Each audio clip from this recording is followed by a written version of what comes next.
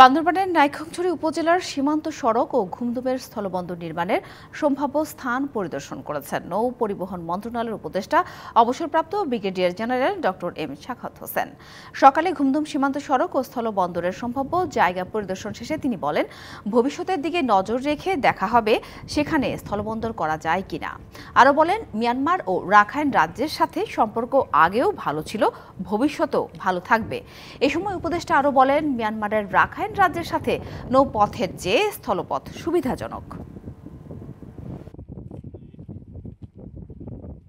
এখানে সম্ভব একটা স্থলবন্দর হওয়া, কারণ আজকে না হোক, কালকে না হোক, পরশু না হোক আমাদের সাথে রিলেশন ভালো হবে। আমি মনে করি আমাদের সাথে তাদের রিলেশন ভালো হওয়া উচিত, এবং ব্যবসা বাণিজ্য আমার মনে হয় চালু করা ভালো। কারণ